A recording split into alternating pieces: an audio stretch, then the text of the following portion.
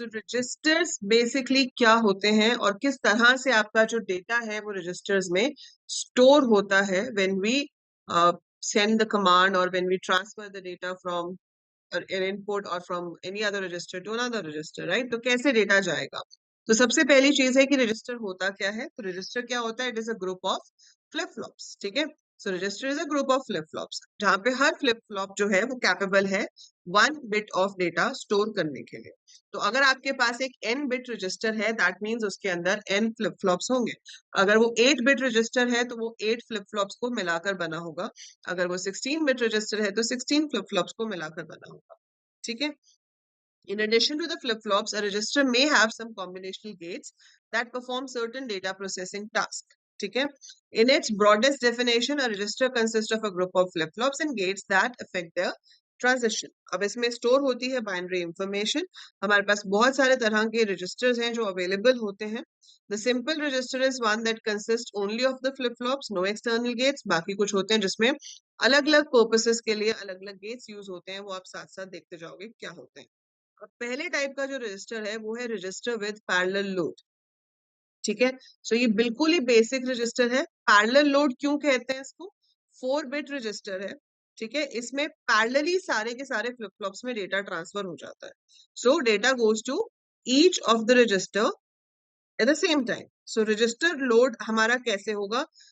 To transfer of new information into a register is referred to as loading the register.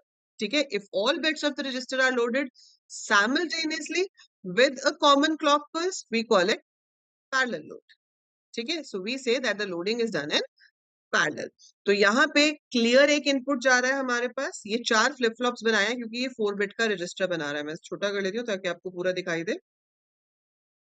ठीक है? So आपने क्या किया? 4 flip flops बना लिए। जो डी फ्लिप फ्लॉप होते हैं उनका सर्किट, उनका जो ब्लॉक डायग्राम है वो बहुत सिंपल होता है। आपको सिर्फ यहाँ पर ऐसे बॉक्स बनाना है, ठीक है। यहाँ पे इनपुट आता है डी में और यहाँ से आउटपुट चला जाता है। It receives only a clock signal. So जो फ्लिप फ्लॉप्स होते हैं वो क्लॉक बेस्ड होते हैं।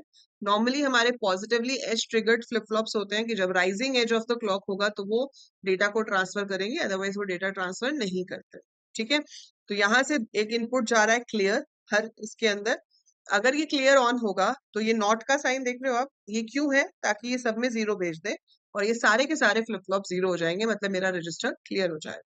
लेकिन अगर आपके पास यहाँ पे 0 जा रहा है तो मतलब यहाँ तो 1 आ रहा है, ठीक है, कोई प्रॉब्लम नहीं है। अब इधर से जब क्लॉक ऑन होगी, जब क्लॉक ऑन होगी सब में सेम क्लॉक जा रही है, तो जो I0 में वैल्यू है वो इस फ्लिप फ्लॉप में स्टोर हो जाएगी, जो I1 में वैल्यू है वो इस फ्लिप फ्लॉप में स्टोर हो जाएगी, जो I2 में है वो इसमें, जो I3 में है वो इसमें। और ये चीज पैरेलली होती है, मतलब सब में एक ही साथ एक ही क्लॉक ट्रांजिशन पे ये काम होता है। सिंस एक ही टाइम पे होता है तो उसको हम क्या कहते हैं? पैरेलल लोडिंग, ठीक है। So that's why we call it register with parallel load. It's that simple, ठीक है। तो इतनी सिंपल सी चीज है आपका रजिस्टर विद पैरेलल लोड। अभी हमारा इसका पेज नंबर 52 नहीं आ रहा है, एक second. So if you see, this is your page number 51. This is page number 50. We don't have page number 52 here somehow. So 4-bit register with a load control input that is directed through gates and into the D inputs is shown in figure 2.7. So ये page आपको मैं दिखाती हूँ। तो register with parallel load में हम क्या कर रहे हैं कि हम एक स्पेशल इनपुट और ले रहे हैं। ये जो है आपके पास बना हुआ 4-बिट रजिस्टर, इसमें क्या है कि वो सिर्फ क्लॉक के ऊपर बेस्ड है। क्लॉक ऑन हुई तो जो भी I0, I1, I2, I3 में है वो सीधे के सीधे डी फ्लिप फ्लॉप में चला जाएगा। लेकिन रजिस्टर विद पैरेलल लोड में क्या होता है कि हम एक लोड इनपुट लेते हैं। अगर लोड इनपुट 1 है तभी डेटा ट्रांसफर होगा, अगर लोड इनपुट 0 है तो डेटा ट्रांसफर नहीं होगा। So most digital systems have a master clock generated that supplies a continuous strain of clock pulses, ठीक है। The clock pulses are applied to all flip-flops and registers in the system. Master clock acts like a pump that supplies a constant. पर कभी-कभी हमें इस clock के अलावा भी अपने पास कंट्रोल चाहिए होता है कि हम डिसाइड कर सकें कि रजिस्टर में डेटा जाना चाहिए या नहीं जाना चाहिए। तो रजिस्टर में डेटा सिर्फ तभी जाना चाहिए जब मैं लोड इनपुट को ऑन करूं, अदरवाइज नहीं जाना चाहिए। तो उसमें क्या हो जाएगा आपके पास, यहाँ पर हम इस चीज को चेंज कर देंगे। ये डायरेक्ट इनपुट नहीं जाएगा आपके पास, आप फ्लिप फ्लॉप ही दूसरा यूज करोगे। We use SR flip flop for that, ठीक है। और वो क्यों यूज होता है आपका वो फ्लिप फ्लॉप, क्योंकि उसके अंदर SR फ्लिप फ्लॉप में 0 0 का मतलब होता है नो चेंज, 0 1 का मतलब होता है कि आप उसमें 1 सेट करना चाहते हो, 1 0 का मतलब होता है कि आप उसमें 0 सेट करना चाहते हो। सो बेसिकली आप उसमें क्या वैल्यू भेज रहे हो उसके बेसिस पे वो डिसाइड करता है कि उसके अंदर स्टोर क्या होगा। तो हम यहाँ एंड गेट लगाएंगे, ये मैं आपको भी बना के दिखाती हूँ रजिस्टर विद पैरेलल लोड कैसे होगा। तो उसमें हम एंड गेट लगाते हैं इनपुट के अंदर और फिर जो हमारे पास लोड इनपुट आ रहा होता है उसके अंदर, और उसके बेसिस पे डिसाइड होता है कि क्या जो आपका फ्लिप फ्लॉप है उसकी वैल्यू बदली जानी चाहिए या नहीं बदली जानी चाहिए। ठीक है, so that is to decide. So basically आपको 2 by 1 का मल्टीप्लेक्सर लगाना पड़ता है कि दो ऑप्शंस में से हमें एक ऑप्शन सेलेक्ट करनी है। फाइन, दो ऑप्शंस में से एक ऑप्शन सेलेक्ट करनी है। दो ऑप्शंस कौन सी है, एक जो उसमें पड़ा था वही उसमें वापस स्टोर कर दो या नई वाली वैल्यू स्टोर करो। तो मैं आपको ये चीज ड्रॉ करके दिखाती हूँ, इसमें somehow that page is missing but let me draw it. ठीक है, अब उसमें मैं ड्रॉ करके दिखाऊंगी आपको कि हमारे पास अब दो ऑप्शंस हैं कि या तो जब राइजिंग क्लॉक आए तो जो मेरे फ्लिप फ्लॉप में पड़ा था वही पड़ा रहे, it should be a no change situation. ठीक है, और दूसरी सिचुएशन ये है कि जब राइजिंग पल्स आए तो जो फ्रेश इनपुट आ रहा है वो मेरे फ्लिप फ्लॉप्स में जाकर स्टोर हो जाए। So one of the two things should be done. अब दोनों में से कौन सी होगी वो हम डिसाइड करेंगे and that is decided with the help of a 2 by 1 multiplexer. अब मुझे बताओ मल्टीप्लेक्सर जो है वो बनता कैसे है। मल्टीप्लेक्सर कैसे बनता है, एंड गेट्स एंड एक और गेट लगता है आगे। सो अब हम यहाँ पे 2 by 1 का मल्टीप्लेक्सर बनाएंगे। ठीक है, मैं बॉक्स नहीं बनाऊंगी, मैं आपको सर्किट बना के दिखाऊंगी कि कैसे बनेगा, और उसमें से हमारा जो इनपुट है वो डिसाइड होगा हमारे रजिस्टर के लिए। अब ध्यान से देखना, और कोई मुश्किल नहीं है, it's very easy and very interesting also. सबसे पहले देखो, आप 4D फ्लिप फ्लॉप्स ले रहे हो। ठीक है, मैंने बनाया, मेरी ड्राइंग बहुत ही ज्यादा अच्छी है। ठीक है, so I am making 4D flip flops. ये मेरे बन गए D फ्लिप फ्लॉप्स। ठीक है, यहां से हमारा आउटपुट जाता है, this is A0, A1, A2, A3। ठीक है, ये चार मेरे इनपुट्स हो गए। अब ये D में पहले क्या था, I0 सीधा जा रहा था, अब मेरे को I0 सीधा नहीं चाहिए। मेरे पास यहाँ पर दो एंड गेट होंगे, इनमें से कुछ निकलेगा आउटपुट जो कि एक और गेट में जाएगा and that should go to D। So this is my 2 by 1 multiplexer का सर्किट। अगर आपने मल्टीप्लेक्सर नहीं पढ़ा है, you have miss the class, तो आपको थोड़ा सा डिफिकल्ट लग रहा होगा, बट अगर आप वैसे भी समझोगे तो समझ आ जाएगा कि ये दो एंड गेट्स में से कुछ वैल्यूज जाएंगी। ठीक है, अगर इन दोनों में से किसी एंड गेट में भी 1 आया होगा तो वो 1 आगे पास हो जाएगा, दोनों में से 0 आया होगा तो 0 पास हो जाएगा। अब बेसिकली क्या है कि अगर पहला एंड गेट सिलेक्ट होता है तो जो फ्लिप फ्लॉप में था वो ही वापस फ्लिप फ्लॉप में चला जाना चाहिए। जो फ्लिप फ्लॉप में था वो ही वापस फ्लिप फ्लॉप में चला जाना चाहिए, तो उसी के आउटपुट को घुमा के आपने पहले एंड गेट में डाल दिया और दूसरे एंड गेट में आपके पास नया वाला इनपुट आ गया I0। सेम चीज बना हम 4 बार रहे हैं लेकिन हम कर तो सेम ही चीज रहे हैं ना सब में। सो आप एक का समझ जाओ तो बाकी के 3 तो सेम ही बनेंगे, है ना। इसमें भी आपको वही काम करना है, सेम I2, इसमें भी आपको सेम काम करना है I3। ठीक है जी, अब यहाँ सिलेक्शन इनपुट सिर्फ एक है जो है लोड। अब ये लोड जो है ये सिंगल साइन है मेरे पास। ठीक है, अब इसमें मैं क्या चाहती हूँ कि ये पहला एंड गेट तब एक्टिव हो जब लोड 0 हो, मतलब हमें कोई चेंज नहीं करना। जब लोड 1 हो तो फ्रेश इनपुट जाना चाहिए। तो हमने यहाँ पर एक लाइन ली कॉम्प्लीमेंट वाली, और वो कॉम्प्लीमेंट वाली लाइन हमने अटैच करी पहले वाले एंड गेट के साथ। मतलब अगर लोड की वैल्यू 0 हुई तो उसका कॉम्प्लीमेंट होगा 1, तो वो इस एंड गेट को काम करवाएगा और ये एंड गेट नहीं चलेगा। ठीक है, ये एंड गेट नहीं चलेगा क्योंकि उसमें आपका ये जो लोड है वो सीधा जा रहा है। तो उसमें जो लोड है वो सीधा जा रहा है। सो अगर लोड 0 हुआ तो सेकंड वाले एंड गेट में एक इनपुट 0 जाएगा फॉर श्योर, मतलब सेकंड गेट काम नहीं करेगा। पहले वाले गेट में 1 जाएगा तो जो भी इसमें पड़ा था अब उसी के साथ एंड होगा 1 के साथ, तो 1 के साथ जब कुछ भी एंड हो तो वही वैल्यू आती है। तो यहाँ तो मुझे पक्का पता है कि 0 ही आएगा क्योंकि ये आया ही 0 इधर से।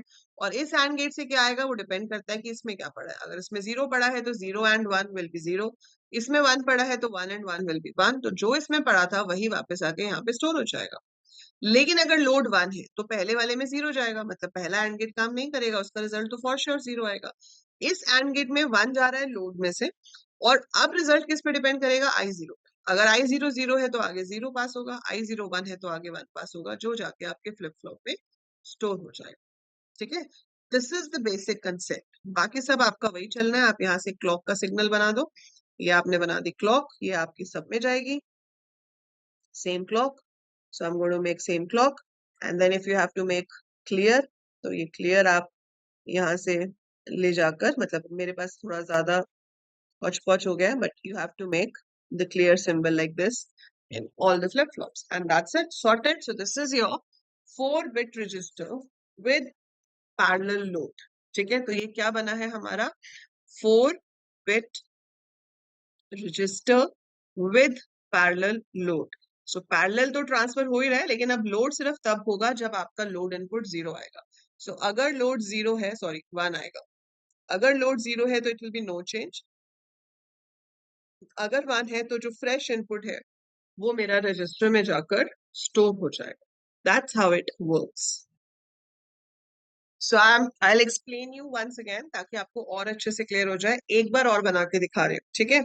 सब आप साथ साथ बनाएंगे मेरे, जैसे जैसे मैं बनाऊंगी ट्राई करो कि आप भी साथ साथ बनाओ ताकि आपको अच्छे से क्लियर हो कि व्हाट वी आर डूइंग। ठीक है, सो हमारा पर्पस क्या है? सबसे पहले आपको पर्पस समझना है कि आपके पास 4 बिट्स का रजिस्टर है, तो उसके लिए हम 4 डी फ्लिप फ्लॉप यूज कर रहे हैं। ठीक है, हमें दो में से एक ऑप्शन सिलेक्ट करनी है कि या तो हम चाहते हैं कि जो फ्लिप फ्लॉप में पड़ा हुआ है उसमें वो ही स्टोर्ड रहे, उसमें कोई चेंज ना हो, है ना? तो जो उसमें है वो उसमें रहे और उसमें कोई भी चेंज ना, सो वी वांट दैट। ठीक है, अब इट इज लाइक कि जब वो क्लॉक आती है ना, जब भी क्लॉक पल्स रेज होती है तो इन सर्किट्स ने काम करना ही करना है। ठीक है, सो जब भी क्लॉक पल्स रेज होगी इन सर्किट्स में इनपुट आएगा ही आएगा। तो वही प्रॉब्लम थी पहले वाले सर्किट में कि जब भी क्लॉक पल्स रेज होगी तो I0 I1 पे जो भी है वो फ्लिप फ्लॉप में चला जाएगा, हर बार चेंज होगा ही होगा। But I want to decide कि चेंज हो या ना हो। ठीक है, तो क्लॉक पल्स आने पे चेंज तो होना है, मतलब इनपुट तो जाना ही है। अब उसमें कोई चेंज ना हो तो उसके लिए मेरे पास क्या तरीका है? मेरे पास ये तरीका है कि भाई मैं उसी में जो पड़ा हुआ है उसी को वापस इनपुट में डाल दूं, है ना? If I put the same thing in that particular thing तो वो नो चेंज वाली सिचुएशन हो जाएगी। जैसे आपको कहते हैं कि एक होटल है, ठीक है, होटल में एक रूम है एंड उस होटल का रूल है कि भाई रोज सुबह 12 बजे रूम खाली करना ही करना है और नया गेस्ट आएगा ही आएगा। ठीक है, so we have this rule कि every day at 12 you have to check out and the new person has to check in. That's a rule. ठीक है, but if you want the no change situation, हम चाहते हैं कि एक ही person उस room में रहे और उसमें कोई चेंज ना हो। आप क्या कर सकते हो? आप पेपर्स पे उसी पर्सन को चेकआउट करो और उसी बंदे को दोबारा चेक इन कर दो। यही कर सकते हैं ना हम, कि अगर हमें वो बंदा वही चाहिए उस रूम में, उसी बंदे को वो रूम चाहिए, पर हमारा रूल है कि भाई जो उसने भी रूम लिया है वो एक दिन के बाद चेकआउट होगा ही होगा और अगले दिन हमें नया चेक इन करना ही पड़ेगा। तो एक ही ऑप्शन है कि उसी पर्सन को उस रूम से चेकआउट करके उसी में वापस चेक इन कर दो। तो इवेंचुअली क्या हुआ? नो चेंज, है ना? और अगर नया बंदा आ रहा है तो फिर आप उसको चेकआउट करके न्यू को चेक इन कर दो। तो हमारे पास ऑप्शन है कि हम नए वाले को भी चेक इन कर सकते हैं या जो उसमें ऑलरेडी रह रहा है उसी को ही चेक इन कर सकते हैं। ठीक है, समझ रहे हो? I think that makes it a bit clear कि हम क्या करना चाह रहे हैं यहाँ पे। तो हम ऐसा नहीं कर सकते कि भाई नो चेंज जैसी कोई हमारे पास ऑप्शन है, हमारे पास ऐसी कोई ऑप्शन नहीं है, हम उसको अपने जुगाड़ से बना रहे हैं। अब जुगाड़ ये है कि जो उसमें पड़ा है वही उसमें वापस डाल दो, जो उसमें पड़ा है उसमें वापस डाल दोगे तो क्या होगा? नो चेंज, है ना?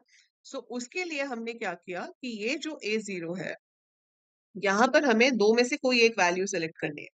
सो मल्टीप्लेक्सर का काम क्या होता है? Choose one out of the two. ठीक है, अब वो दो वैल्यूज कौन सी हैं? जो उसमें पड़ा हुआ था वो खुद या फिर फ्रेश वैल्यू। अब इन दोनों एंड गेट्स में से कौन सा एंड गेट वर्क करेगा वो डिपेंड करेगा आपके लोड के ऊपर। तो अगर तो लोड 0 है तो ये काम करना चाहिए, अगर लोड 1 है तो ये काम करना चाहिए। तो जब 0 है उसके लिए हम उसका कॉम्प्लीमेंट लेंगे और इसमें भेज देंगे, और 1 पे जो चीज काम करेगी वो इसमें आएगी। दैट इज इट, इतनी सी चीज है बस। आपको ये समझ आ गया तो ये 3 तो ditto copy. If you are able to understand this logic कि भाई नो चेंज तब होगा जब हम इसी के आउटपुट को इसी में डाल देंगे, फ्रेश लोड होगा जब फ्रेश इनपुट आएगा, और वो डिपेंड किस पे करेगा, लोड पे। अगर लोड मेरे पास 0 है तो हम उसका कॉम्प्लीमेंट मतलब 1 यहाँ भेजूंगी तो ये एंड गेट चलेगा, और ये 0 लेगा तो ये नहीं चलेगा। अगर ये लोड 1 है तो इसमें 0 जाएगा, इसमें 1 जाएगा, मतलब सेकंड वाला काम करेगा। तो अगर आपके पास लोड की वैल्यू 0 होती है तो same output is going back to this and it goes to the flip flop, means there is no change. और अगर लोड की इनपुट 1 होती है तो जो फ्रेश इनपुट है वो वाला एंड गेट काम करेगा और फ्लिप फ्लॉप में आपके पास फ्रेश इनपुट चला जाएगा। यही सेम चीज आपको तीनों फ्लिप फ्लॉप के लिए बनानी है। उसके अलावा आपको एक क्लॉक वाली लाइन बनानी है और एक क्लियर वाली लाइन बनानी है। I hope now you understand it better that how register with parallel load works. ठीक है? Still अगर आपको कोई भी डाउट है you can let me know. I'll try to explain it in some another way जिससे आपको ये और अच्छे तरीके से समझ आए। बाकी ये डायग्राम्स जब तक खुद बना के नहीं देखोगे, खुद से नहीं लिखोगे कि कौन सी लाइन कहाँ जा रही है, क्यों जा रही है, उससे क्या इफेक्ट आएगा, तब तक आपको ये बहुत अच्छे तरीके से समझ नहीं आएंगे। So you have to draw it, you have to understand each and every line। और अगर मल्टीप्लेक्सर नहीं पढ़ा है तो पहले प्लीज मल्टीप्लेक्सर पढ़ लो और उसके बाद इसको एक बार दोबारा से देखना वीडियो को, ताकि आपको ये और अच्छे से समझ आ सके। सो this is register with parallel load. अभी रजिस्टर्स में बहुत कुछ और है। अभी तो हम रजिस्टर्स में करेंगे शिफ्ट रजिस्टर कैसे होते हैं, काउंटर बाइनरी काउंटर्स कैसे होते हैं। So you have to do shift registers, if you do binary counters, and then we have a complete बड़ा सा रजिस्टर जो सारे काम करता है। उसमें आपके पास शिफ्टिंग भी होगी, उसमें आपके पास पैरेलल लोड भी होगा, एंड मल्टीपल ऑपरेशंस काउंटिंग भी होगी, इंक्रीमेंट जो होता है वो भी होगा। So number of operations you will be having in that. So that's a big circuit. पर उससे पहले पहले ये छोटे वाले सर्किट्स को अच्छे से डाइजेस्ट कर लो। So digest it properly, and in the next class that is I'm going to do the other type of registers, counters and all. ठीक है?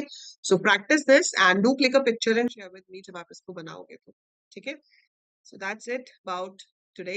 That's how it about register with parallel load.